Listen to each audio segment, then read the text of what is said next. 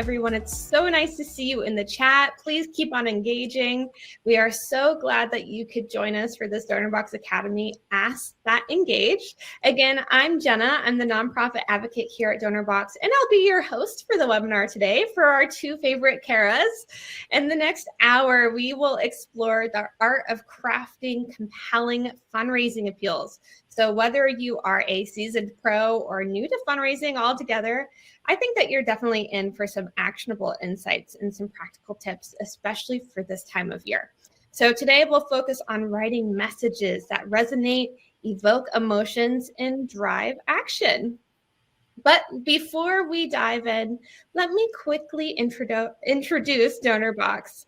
Donorbox provides an affordable, easy to use, and powerful online fundraising solution that enables quick and easy fundraising for you while you build those meaningful connections with your supporters.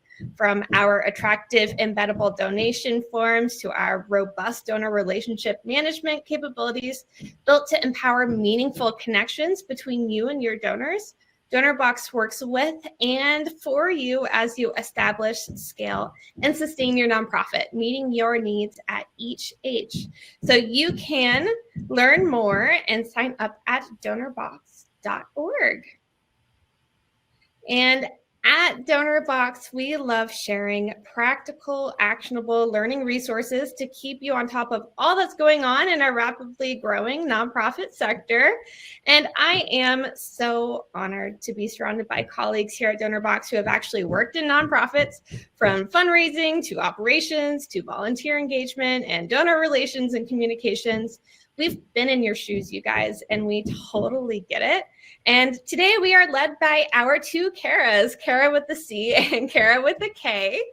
So first we have Kara Augsburger. She is our fundraising coach at Donorbox. Kara has been in fundraising and development her entire career, which is 27 years. She's worked with large and small nonprofits, both on staff and in consulting roles, to create really good fundamentals and practices to raise more money. And she earned her CFRE and also has a master's degree in education. She combines both of those things to teach workshops, webinars, and courses in our Donorbox Academy. And then next, I'd like to introduce Kara Schmid, Content Marketing Manager here at Donorbox. She has a passion for helping others and a deep love of words. I can definitely attest to this. She earned her Master's of Business Administration, and over the past few years, she has served several nonprofits, both on staff and as a volunteer, and has been responsible for appeal writing, email and social media marketing, public relations, fundraising campaign planning, event promotion, and so much more. So you guys are in such good hands today. So say hi to everyone in the chat. And Kara, I'm going to go ahead and pass it over to you. I'll go off stage. Thanks, Jenna. Thanks for that warm welcome. Good to see you all. And thank you for choosing to spend time with us today, especially in a very, very busy fundraising season. And that's why we're here. We're going to talk about your fundraising appeals today. And we'll start with what is a fundraising appeal, why we should even be thinking about it, right? So a fundraising appeal is an intentional outbound ask for donations for your fundraising campaign. Kara and I and Jenna hosted an appeal writing conversation about 18 months ago and asked people to submit their fundraising appeals to us beforehand. And what they sent us was their donation page. And your donation page is not your fundraising appeal. Instead, your fundraising appeal directs givers to your donation page, and it gives them a compelling reason to support you. And I need to emphasize this about fundraising appeals. A lot of times organizations approach writing fundraising appeals like they've been taught in school, but fundraising appeals are not really logical, and sometimes they don't make sense, and they break a lot of the writing rules that we have learned over the years. And good fundraising appeals are based on data. There's a lot of data out there on what works and what doesn't. Like I said, it's not always logical, but it is tied to tried and true and tested strategies. And we have some examples to explain exactly what I'm talking about. But where I like to start before we show any examples of what a fundraising appeal looks like is you. And it starts with why you. Can you clearly explain why you are the best partner for a supporter to give right now. I'm not talking about your mission statement, not an incentive to give. I'm talking about your value. And I want you to consider why a supporter should choose to give their hard-earned money to you. For example, if I have $100, I can do several things with it. I can spend it on a new pair of shoes. I could give it to you, or I could give it to a similar organization down the road that has a similar mission to yours. You want to make it clear and compelling to me to know why giving you my $100 is the best value for that $100. And essentially with our fundraising appeals, we are going to help you own and explain why a potential supporter should give to you and not that organization down the road. But before you jump into writing your appeals, we're going to explain how to really make this apply to your organization. So why you? I see this a lot in fundraising appeals that come into my mailbox and my email box. And this is what I hear and see a lot. Help save animals, give hope, and donate. I think that's really pretty vague and generic. So I want to show an example we created for you. And this is tied to some of the samples that you're going to see here in just a minute. And this is a case statement, a case for support, a why, that value I just talked about for a sample organization. And what it says, it poses a big problem, right? More and more abused and neglected animals are treated at our office each week. And then this organization has a unique approach. This is what makes them stand out from the other place down the road that does the same thing. Animal Adoption Center has been the source of care for neglected and abused cats and dogs in our community for more than a decade. And this is how the donor can step in and help. Your gift of $50 this year end helps keep the doors open for animals when there's nowhere else to turn. Problem, solution, how the donor can step in. And so I want you to focus on creating your core messaging, your case for support, your case statement. What's the problem? What is your unique solution and what makes you unique? Work on that before you start writing any of your fundraising appeals. And then what you do with that is convert that case statement into action. And how you get supporters, how you get donors to your organization is when you help them understand that you are worth the investment. And the connector is really good communication. So what turns your need into that donation and your donor support, it's communication. And you're going to give your supporters a clear and consistent way to share your mission. And you're going to provide that consistency throughout your fundraising messaging, all year-end fundraising season long. So you're going to create that case for support. And then here, you're going to create that case for support. And then you're going to customize it to fit the channel. And we're going to start with our core case for support and use it to write our appeal letter. Now, I know a lot of organizations don't spend time writing and mailing fundraising letters. A lot do, and they have success with it, but not everybody does it. But I always like to start by writing that appeal letter for my core messaging, and then I syndicate it into an email follow-up appeal and social media posts. And we have some really, really good examples of that for you coming up. And so with that in mind, Kara is going to walk us through what makes a good fundraising appeal. We're going to start with that core appeal letter, that mailed letter. Kara, welcome, and here you go. Thanks so much, Kara. Yes, that case for support is a really, really great and necessary place to start. And now we're going to jump into the anatomy of an appeal letter. So this is, Kara mentioned, these are tried and true tactics, wow, that really have been proven to work for nonprofits. So they may seem a little off, but trust us, fundraising experts have found that this is what works. This is what brings in donations. So let's dive into this anatomy of an appeal letter at the beginning. So first, let's start with the most basic thing, your font. Make sure that it's clear so that everyone can easily read it. And that means using at least a 12-point serif font. And that also means using a lot of white space. So that white space means the empty space that Kara's pointing out around your wording. This makes your letter easier to read. And because you want a lot of white space, that means actually no images should be used in your appeal letter. So we'll talk a little bit more about this when we get into the creative side of things, but you want your letter to seem like you're writing a letter to a friend. You likely wouldn't include an image of a starving child or an injured dog in a letter to a friend. So you want this to look like that letter. So you don't use images here. You save those for your email and social media appeals. Also, be sure to include a date, but this is the date that your letter is sent, not the date of your draft or the first time you've written it. Also, make sure you use a personalized salutation. We'll go into this a bit more in a little bit. It's called donor-centered communications, and this is how you start. So you make the donor feel as if you are speaking directly to them. Don't use dear donor.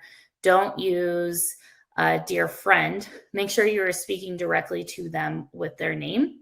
And finally, at the beginning, we're talking about indenting your copy for readability. And this is at the beginning of each paragraph. Again, this is just another way to make your page and your letter more accessible to everyone who's reading it. Now let's go through the body of the letter. So you want to make sure that you are bolding or underlining the most important pieces of text. What I like to say is everyone should be able to read these pieces and get the entire gist of your letter, understand exactly what you want them to do, understand the story, because let's be honest, a lot of people are going to skim. They're probably not going to read your entire letter. So you want them to know exactly what you're trying to say. And that is your case for support that Kara talked about, those big three: the problem, the solution, and the call to action that tells donors how they can be a part of that solution, also known as your ask.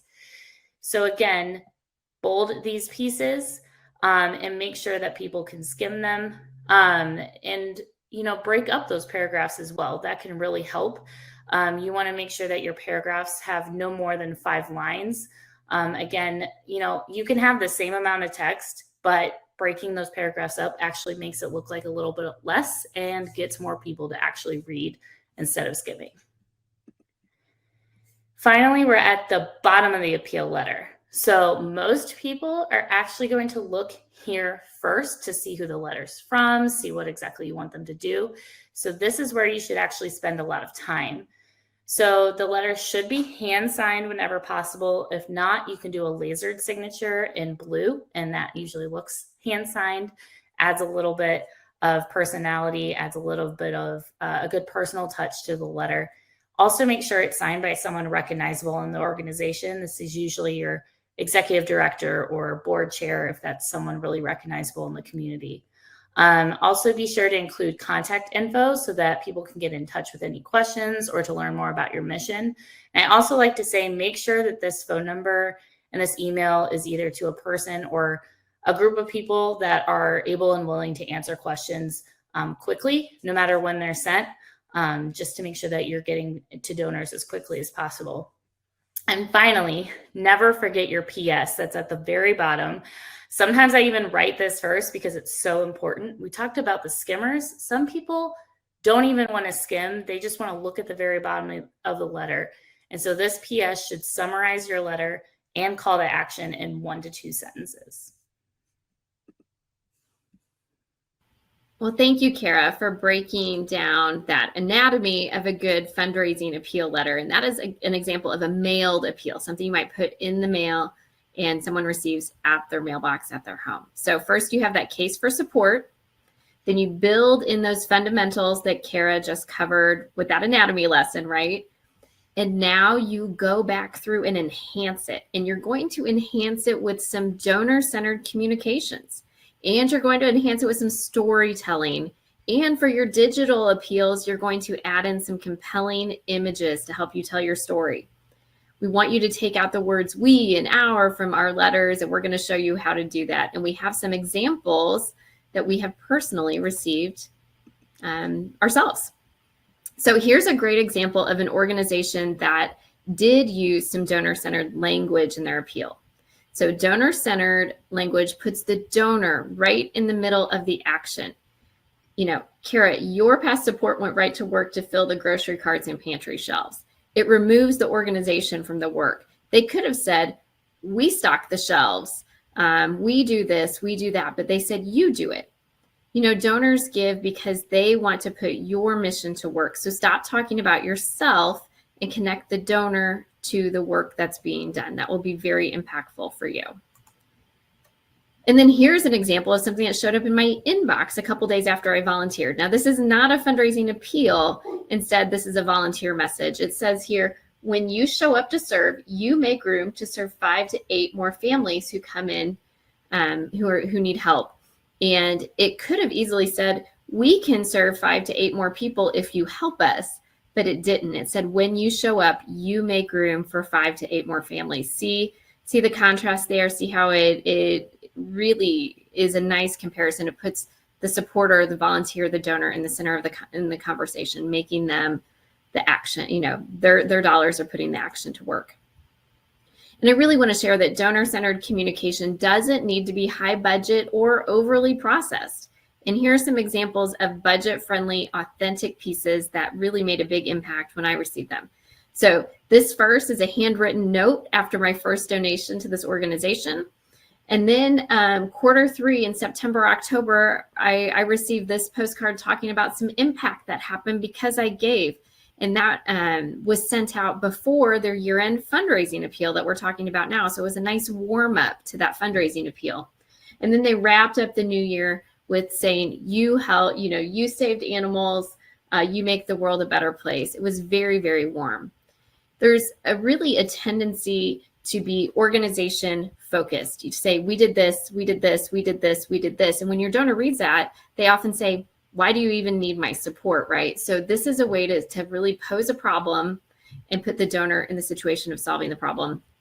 I do want to share with you, this is a book that I've had on my bookshelf for, probably 15 years or so, Penelope Burke, Donor-Centered Fundraising. If you want to learn more about donor-centered communication, and there is tons of data to back up everything that she presents in here, I encourage you to find that book. You can usually find it used. So that's just a little bit about donor-centered wording that you'll use to enhance your fundraising appeals.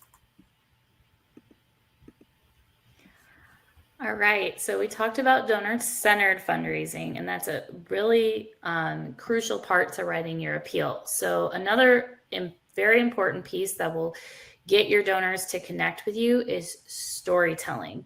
So storytelling is one of the best ways that donors, to help donors understand the impact of your mission while also getting them to feel emotionally connected to your organization. So let's look at this example. So Gary and Marianne were living their retirement when life struggles started to overwhelm them. As they both endured rigorous cancer treatment this year, they experienced a 37% increase in rent when they renewed their lease. Fortunately, these longtime volunteers in the care center knew where to turn for help when they needed most. So as you can see, this organization used this story to really talk about, really connect the donor to some people in their community, and also to show the impact that they can have. Because as you can see, they continued the story in the 2 paragraphs later, when there are so many people just like Gary and Marianne who before would never consider using a food pantry or asking for assistance, but are now struggling and reaching out to the care center for help. So that also ties in to the case statement that we talked about and really draws the reader in. So people really want to see that their donation is going to help real people or real animals or real places. People give to people, not organizations. So really connect them to a real person, or again, a real animal, a real place, and that's going to help them feel more empowered and have a little bit more desire to give to your mission. And next is make sure you're using an authentic voice whenever possible. So we want to make sure that you're sounding like a human. Remember, we talked about this is a letter to a friend. So you want to be too formal in a letter to a friend, right? And you also don't want to sound like an AI robot, like you got your entire letter from ChatGPT. So this is especially true in email appeals. Your letter, a mailed appeal is probably going to be a little bit more on the formal side just because of the nature of it. But really in email appeals is where you can really let this authentic voice shine. So check out this example from one of our Donorbox orgs.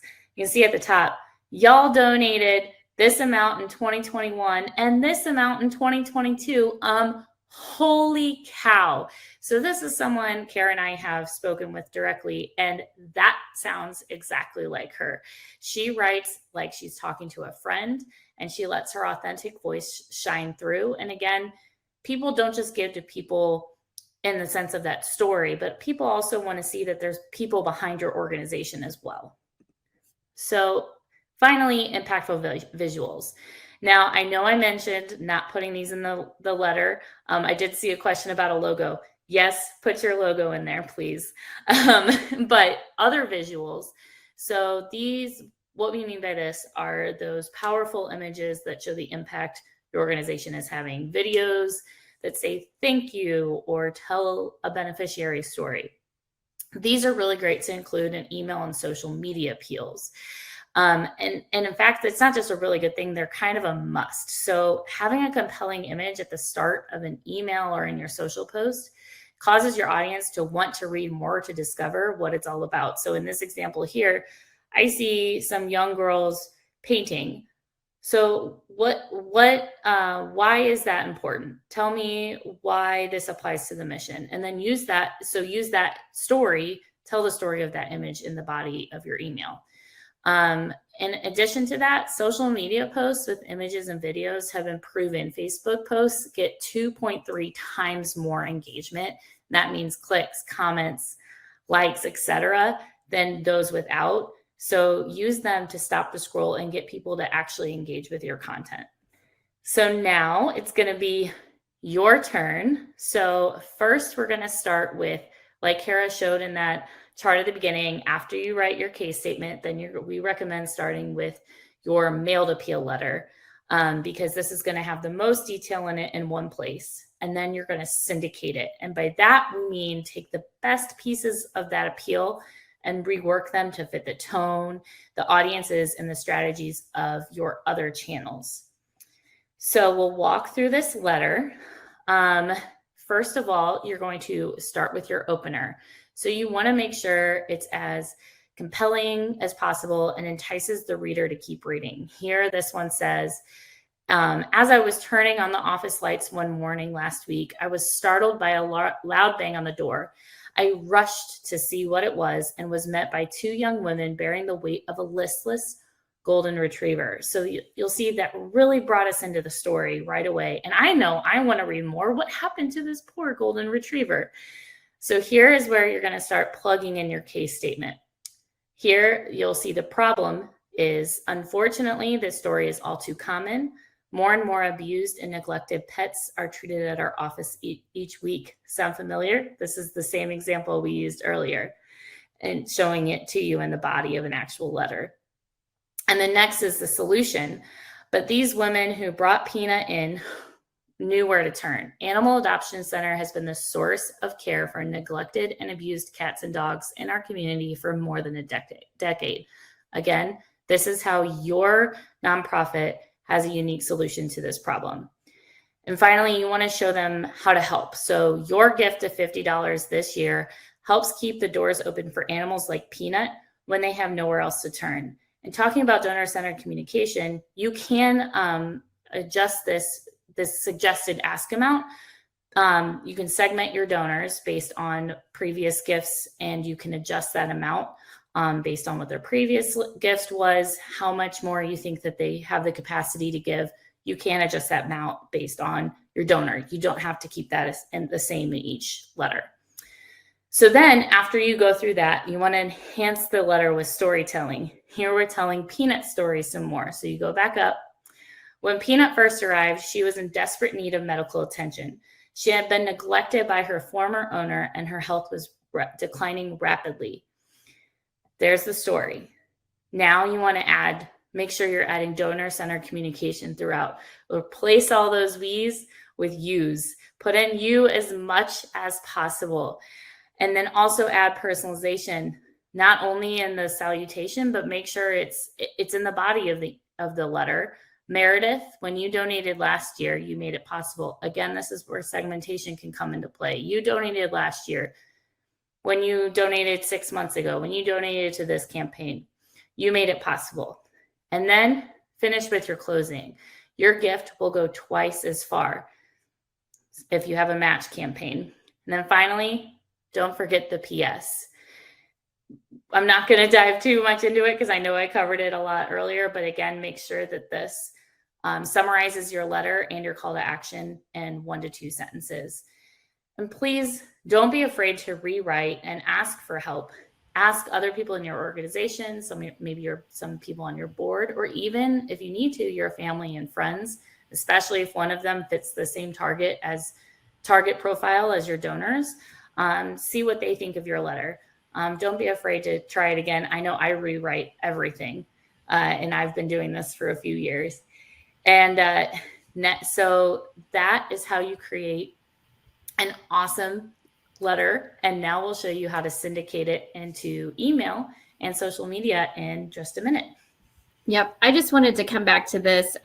Earlier, we walked through that case statement, the problem, the unique solution, and how your donor can step in. And so I just wanted to show that one more time so that you could see how that fit in the fundraising appeal letter that we just used. You could see you just work that right into the core, and then you enhance it with all those tools that Kara shared with us. So thank you for that, Kara. There's a lot of evidence that says multi-channel campaigns are working really well in fundraising right now. And what that means is that you're sharing similar messaging, your communication pieces are recognizable, and they're sharing the same bits and pieces of stories through the web, through email, through the mailbox, and through social media.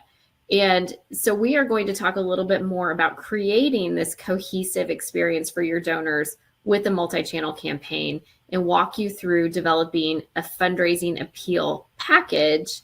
We know that donors often need to read and hear and see things multiple times before they take action. And so we're going to talk about repurposing that content that you just created in your appeal letter and applying it appropriately across communication channels as a time saver for you, but also as a way to really drive that message home. A fundraising appeal, what works really well, especially at year-end fundraising season, is at least one mailed appeal, followed up with an email appeal series, and then social media posts to reinforce that message. You can also repurpose your copy that you write into phone scripts or website copy or your donation page copy. You can put it into event scripts, so repurpose that copy multiple ways. You'll do the work once and get a lot of use out of it. But first, we have a poll. I think Jenna's going to launch this poll for us here. We want to know, how many touch points do you think it takes on average before a donor makes a decision to give to your organization? Go ahead and put your response in the chat. You can find it you can respond to the poll in the poll section of your piece right there. So Kara, what do you think? What's the answer? What's the right answer? There's a lot of votes here. Oh, it seems like, the majority of our audience knows the answer. It is, on average, it is 7. In recent years, it has gone up to as far as 12 touch points in some cases, but the average is still 7 touch points. Absolutely. It doesn't hurt for your donor to see your message more than once. And in fact, it's really a reminder for them to give, and that is a good thing. So Kara, you could take it from here. Sure. So not only is it a reminder, we talked a little bit about, segmenting donors briefly. This is where you can do that some more. Different supporters, they're going to have different preferences, right? So some may prefer to give via mail. Some may prefer to give by clicking in an email, other people might be more inspired by social media. So make these multi-channel campaigns, you make sure that you're covering all of your bases, and that you're not leaving anyone out. And actually, there is a lot of proof behind multi-channel campaigns. Multi-channel donors have actually been seen to give 300%. That's a huge amount, 300% more than single channel donors. So that's those people that have been reached multiple times give 300% more. But only 3% of nonprofits are using multi-channel campaigns, which seems really small and also seems like a really awesome opportunity for you guys to jump in and start doing these multi-channel campaigns before everyone else. So here's an example of one organization's multi-channel campaign. So the key to creating a really awesome campaign is to keep your message, your tone, your look and feel, your brand consistent throughout each piece. Here you'll see that they use that key purple as well as that teal throughout. They use their logo. You can't really read the messaging, but I promise it's similar throughout. They use similar stories to connect everything together. But what you're going to do is augment the copy a bit to target the media channel. So in the end, all of your communications should look like this when they're put together. They should all work together to convey the same overall message. Again, I want to reiterate this. Don't worry if a donor receives more than one of the communications from you. This is a good thing. Remember, the more media touches, the higher the conversion rate and potentially the higher donation, 300%. And if your message is compelling, donors don't mind to, receive it a few different times through different media channels as well. So we told you that multi-channel campaigns can work, but how can you do it? I know you can. So we're going to work through, like we've already talked about, we're going to work through what we see as the 3 main channels for fundraising appeals campaigns. If you're only going to focus on 3, these should be it: direct mail, email, and social media. So first up, again, we recommend writing that direct mail letter first. So I've already talked your ear off a bit about several tips about writing these direct mail appeals, but I'm going to give you just a few more to keep in mind. So first, remember, you're writing to the reader of your letter. You're writing to your donors. This isn't someone on your board. This isn't your staff. It may be your volunteers, but these people probably don't know your mission, your industry as well as you do. So don't use jargon. And make sure you're using simple, easy to understand language so that your content is as accessible as possible. Also, don't ignore that outer envelope. You have to make people want to open it, especially, people are getting ads. They're getting they're getting holiday cards from friends and family. They're getting bills. And you want to make sure that people want to open your letter. Consider adding a compelling quote or a call to action on the envelope itself, like open now to save twice the animals this Christmas. 3, give readers options to give. So yes, that includes a reply card and envelope so that they can do the standard, send in a check, send in their credit card number via mail, but also make it clear how to respond online with a link or a QR code. Your QR code can go on the letter itself, or even on that reply card, you can include the link and a QR code. Donors may want to give online, even if they enjoyed receiving the physical letter, but you have to make sure you're pointing them in that right direction. So next, speaking of digital, we have our email campaigns. So I actually recommend, Kara mentioned a series of emails. I recommend in that series at least 3 emails throughout the entire course of your campaign. So at least 1 to kick off your campaign. You may even do 1 a little bit before as a save the date if you want to add another one in. Another one as a reminder in the middle. This is where you can share an update on the progress towards your goal, how much more you have to raise, kind of up that urgency a little bit, ask for more donations. And then you want to make sure you're sending a final email on the last days of the campaign. For a year-end campaign, the last 3 days of the year, make sure that people know there's still time to give and to help more animals, help more people, help your mission. So here are a few email specific appeal tips. So the content should be shorter than your mailed letter, but it should still convey that core messaging, as well as include an ask and call to action. The tone of your emails can also be, again, remember, it can be a little bit more of the casual side. You can have your authentic voice really shine through here. It's also easier to convey urgency in emails. Because these emails are, they're received as soon as they're sent, unlike snail mail. So use that to your advantage. Really talk up, today, if you give today, we'll get a matching gift up to $5,000, things like that. Also include multiple asks in your email appeal. Email appeals are great for this. 2 to 3 asks. You can see that in our example here. Make sure they're bold and underlined or both, and hyperlinked to your donation form. You can also include a button with a compelling call to action. 4, make sure to test which sender works best with your readers. In fact, actually test everything in your email if you have the time, but definitely test the sender. So some orgs see that actually sending an email from an executive director or board chair, in the subject, right above the subject line there, you can see the from, instead of from an organization, is actually makes people more likely to open that email.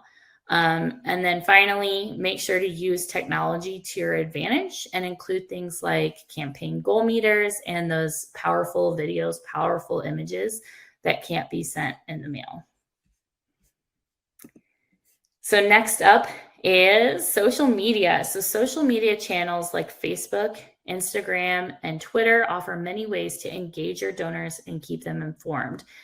And it works. In fact, 55% of people who engage with a nonprofit on social media say that it was this channel, whether it was Facebook, Twitter, or Instagram, TikTok, all of the above, that inspired their gift. So with that, I will add that social media these days often tends to be just that for many donors, an inspiration to give. So you may not see as many hard conversions, those click to donate from your posts specifically, but social media is a great tool to build awareness and serve as another one of those touch points in your overall campaign. So here's how to syndicate that appeal on social media. So take a look here at these example posts. We're continuing that story of Peanut. You'll see similar messaging throughout, as well as key visuals, including a video, as well as photos that help tell the story in a compelling way. So here, this shows what I usually recommend for social media: taking your beneficiary story from your direct mail campaign, breaking it up into a series of posts, again, bringing that case statement, and you start with the problem. And then your second post, show the solution. And then your third post, show how they can help. This really builds suspense for, over the course of a day, over the course of 3 weeks, if you want to do a post on every Friday. This builds suspense and encourages your audience to come back for more and to see if poor little Peanut was ever helped. Which, spoiler alert, she was. Start with the challenge. Again, start with that challenge and move through to show what the beneficiaries what the beneficiaries receive from the organization, as well as the donors.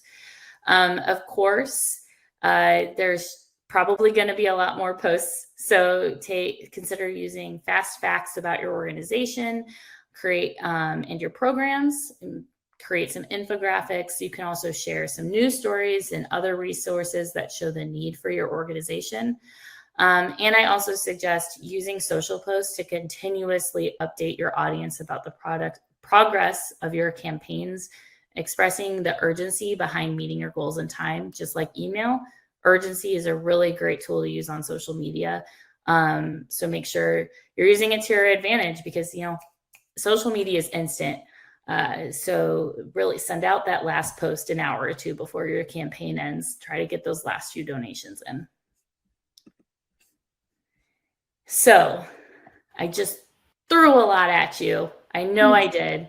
You did, but it was all good. I loved seeing the visual examples of how you took that anchor communication piece, that mailed letter, Mm-hmm. in the email, in the social media, it was recognizable. It continued that message.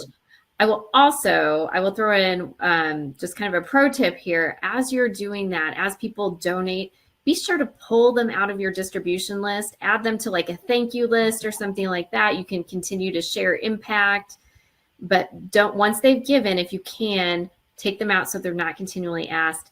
That really is a turnoff. It's a way to say, I didn't see that you made a donation. I don't value you enough, and I'm going to keep asking. And they might choose another organization to support with their limited resources next year. Yeah, and that's a great point. And I've actually seen success from when you send that thank you email. You can put a PS in there and say, PS, please share this campaign with your friends and family, whether it's forwarding the email or going on social media and sharing the post.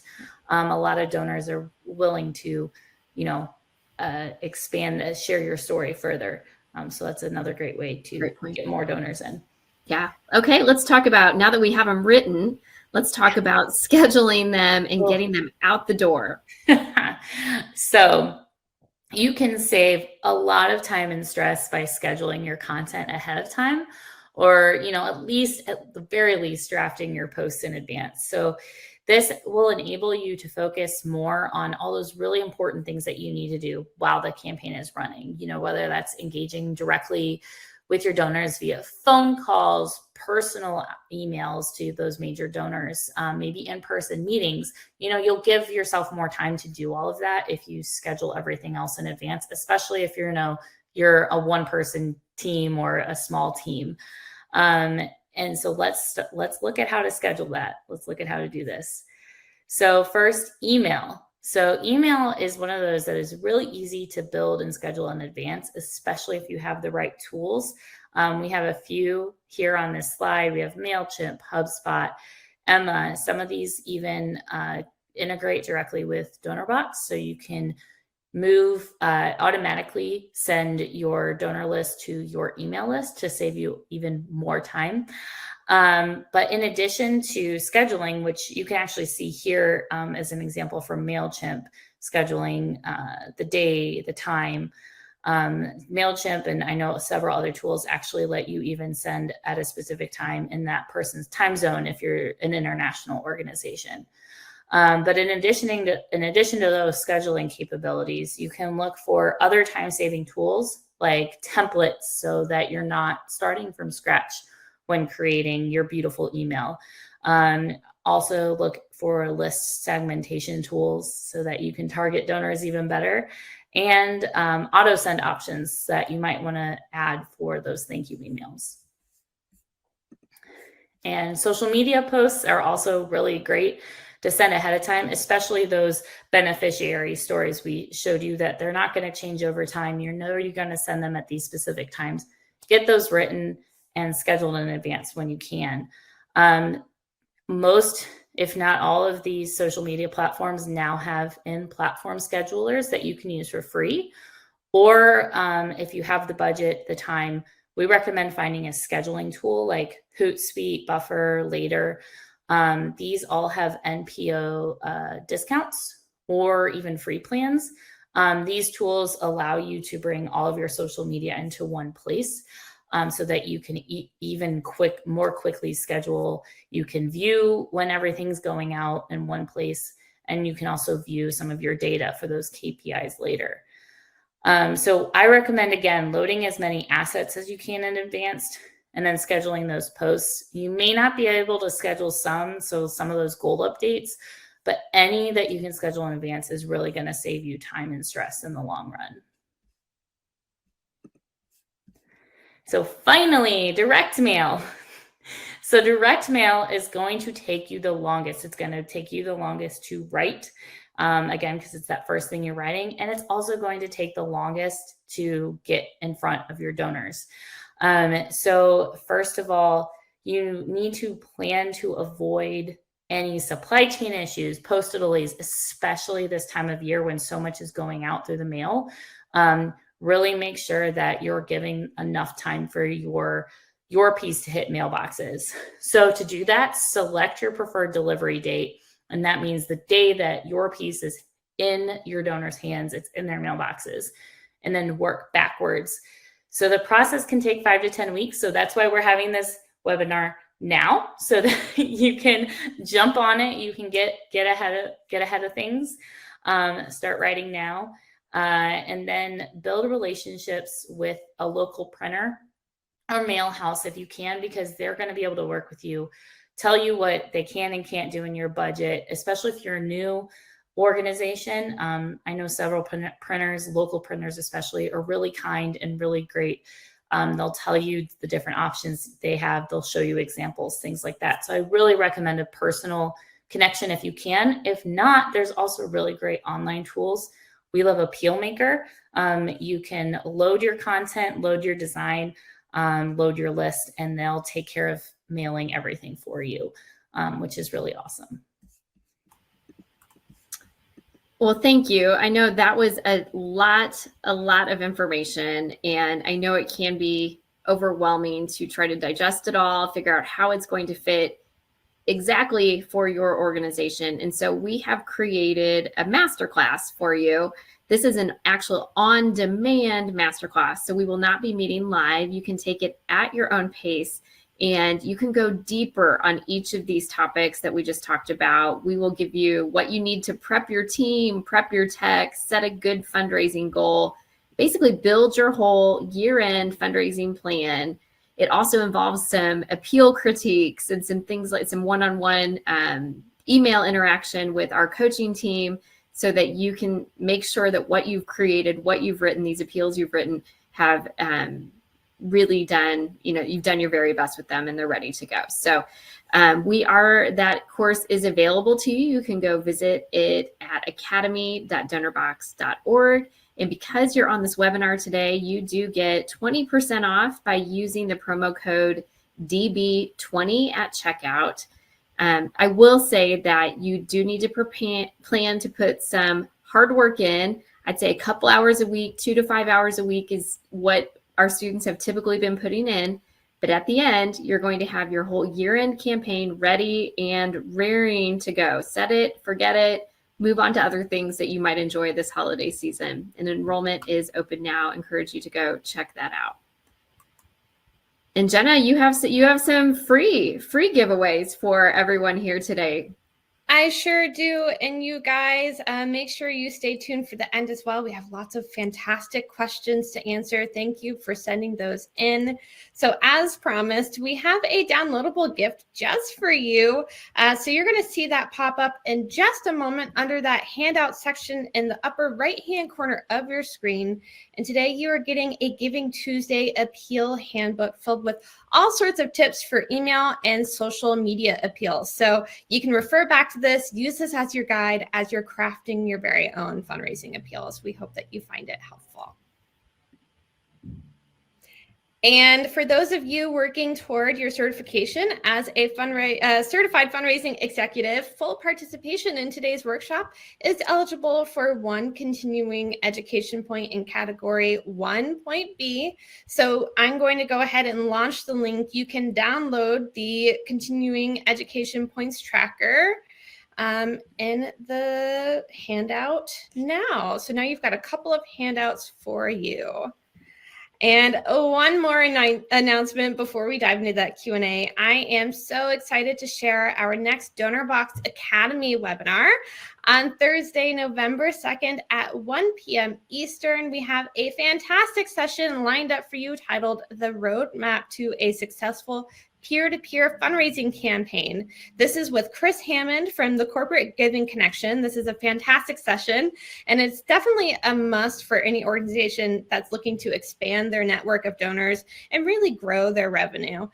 So to secure your spot, I'm going to go ahead and launch one more link for you. You can go ahead and click that now to sign up, and we really hope to see you there. Thank you. All Jordan. right. Now, that is a gift giving session right there. I loved all those. That was Talk about giving season. I come here with all the giving goodies. You do. I have the fun part. Now, my Karas, we have so many questions to tackle, and I want to let people know if you do have questions and we didn't get to them, you can reach out to us at Kara@donorbox.org, or perhaps would the Academy email be better, Kara? Oh, yeah, academy@donorbox.org, because I don't see it in my inbox. Yeah, absolutely. Excellent. So I'm going to drop that into the chat. So you can always reach out to us, academy@donorbox.org. So you guys ready to dive in? I just saw the number of questions. I am thrilled. Let's see how many we can tackle in 10 minutes. Excellent. So we have some questions about segmentation.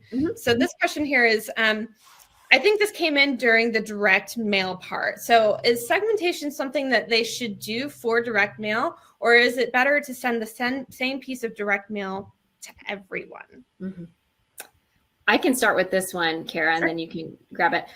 Yes, I do feel like it's important to segment direct mail, email, anything that you can, really, because every time you segment, you're able to personalize it a little bit more. So you can have one version of a letter to someone who supported you last year but hasn't yet this year. Or you can have a different version for a letter for a volunteer who's never given before.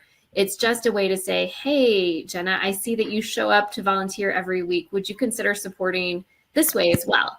And so you can really speak to that. I think for year-end campaigns, especially for a small team, choosing at least 2 segments or 3 is really great. My favorite segment for year-end fundraising are those LIBUNs. So those are last year's donors that have unfortunately not given yet this year. And that's an acronym for that. That's my favorite segment this time of year.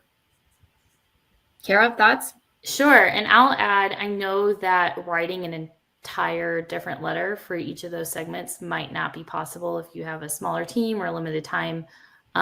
So you can also, and we touched on this a bit briefly, but you can also use variable fields in your content to just switch out that ask amount, switch out even just the ask sentence if you want to say something about the you've volunteered. That way you're not having to, I know it sounds a little intimidating to write 3 separate letters if you're a smaller team, but yeah. That's excellent. Let's go for another one. Let's do another one. Let's see. Patricia asked, why is this webinar free? I love that question. We're just all about sharing the love this giving season. And Kara, you may have some more to share about the appeal writing content as well. Yeah, absolutely. You can get more of that in that masterclass. We do go really, really deep. This is just a high level overview. If you want to go deeper, that masterclass is the place to go for that. Excellent. And I saw a couple of questions about logo and pictures in direct mail. And Kara, I believe that you already answered that. Yes to logo in the direct mail, and yes, please to the logo. Make sure they know where it's coming from. Sorry, I should have clarified that a little more. Yes, please to logo. It's just that image that's been proven to steer away from. I know that's really hard. I love putting images and designing appeals, and they look so pretty, but they just don't, they've been tested and they just don't perform as well. Excellent. Now, Elizabeth says, I wouldn't want to include a specific dollar amount ask in a letter, as I'm going to send it to all levels of donors. Okay. So again, going back to that segmentation, how would you suggest appealing to all levels of donors in your direct mail piece?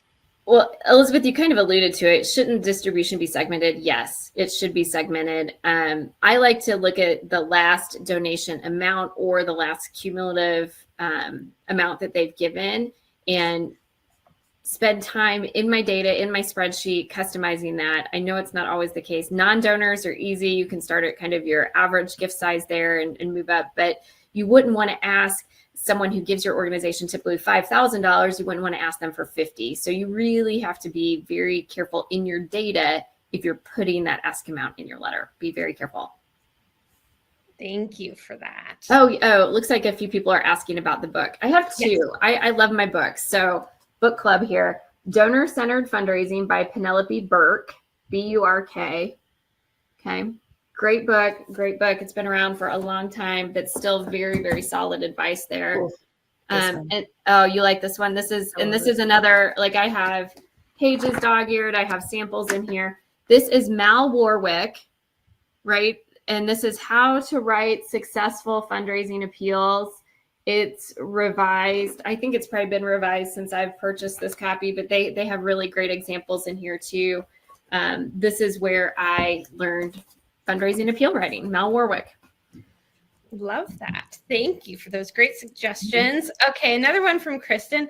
How critical is it for the direct mail to be on one page, or can it flow over to 2 pages? Yep. There's research that says like the more pages, the better. So there's research that says that 4-page appeal letters really perform well. I've never written a 4-page appeal letter in my life. In the last year or so, I've started using a front and a backside. 2 complete pages works well. Yeah, you can definitely overflow. Just make sure that your story or there's some sort of something for people to turn the page. Like it's a cliffhanger, there's an arrow. Have a good example of that I can show you, but I have to dig for it. Make sure to definitely use that bold and that underlining, those tools to work for those skimmers to still be able to skim through. Because I know I am I guess a stereotypical millennial, and I don't like to read my letters thoroughly. So especially if they go on to 4 pages, I'd be like, what do you want? Why? But again, I think that's great as long as you're using those tools to move people through. Perfect. Now, I think you already answered this, Kara. Should we put a QR code at the bottom of the letter to direct the reader to the donation site? What are your suggestions there? If you have a response device, that's a great place for it. I think that it's fine in a nice spot at the bottom of the letter as well. Yeah, and even you can even do a cute little scan to donate with a little arrow to really make sure people know what exactly that QR code is for. Yeah, in Donorbox too, you can create multiple campaigns. You have unlimited campaigns you can create. You can actually like duplicate your main campaign and put that as your QR code on your appeal letter so that you can track the ROI on your letter. Mm-hmm. Yep. And those are all easily downloadable in your campaign creator, and they are free with each campaign. Jenna, we have 3 minutes and a ton of questions. We have so many questions. We have more coming in. I keep marking more.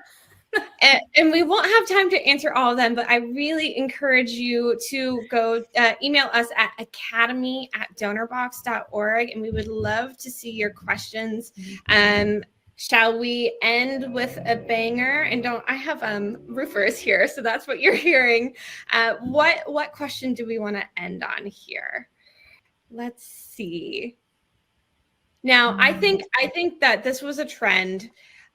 We talked about the 7 touch points, and some people expressed after 2 or 3, I feel like maybe I'm annoying people and then I stop. What is your best advice to get in those touch points, to really bring in those funds and feel confident in your ask and that you're really communicating in a way that people want to be communicated with? I promise you are the only one that's noticing all of those touch points. Most, if you're sending 7, most are noticing 1 or 2, just because the amount of information that's coming at them. So you really do need to reinforce that messaging. I am not offended. I'm not offended when you send me those things and I see them over and over. How many Instagram ads have you seen before you've like bought the wrinkle cream or the wrinkle free pants? Oh, fine, I'll click on it. Yeah, right. It happens. So yeah, and to add to that, remember these touch points, that's not 7 direct mail pieces. It's not 7 emails. It might be, 7 plus social media posts probably, but they're, like Kara was saying, especially with social media and even with email, like they're not going to see every single piece that you send out. So I had a former ED that used to say, Kara, we're the only ones that care this much, that are going to notice how many times we send something. So don't worry about that. Words of wisdom. Kara, go for it. I would say I am just so grateful that everybody gave us an hour of their time this season. I'm going to also throw a plug in there, Jenna. Can you put it in the chat? Sure. Join Jenna and I on the Nonprofit Podcast. You can find that on YouTube, Apple, Google, Spotify, wherever. We have little nuggets of this kind of stuff every single Thursday. So don't hesitate to join us there. And they're quick 10 to 20 minutes. Super tidbits. If you can't walk the dog or do your dishes in the amount of time of the podcast, it's too long. So yes, we would love to see you there. I just dropped the link for the Apple Podcast, but again, you can just Google us, the Nonprofit Podcast, and you'll find us. And to mirror what Kara said, thank you all for joining us for this past hour. We know it is a busy time for you, and we feel so honored that you would choose to spend this time with us. We know that you will work your way through your end with confidence and that you're going to do great. And we are always here for support. You can reach out to our support team at support@donorbox.org or to Academy with those fundraising best practice questions at academy@donorbox.org. So thank you for all that you do to serve others. We are so proud to be able to offer the tools and resources you need to support you in that mission. So have a great day, everyone. And Kara, thank you very much. Bye. Thank you.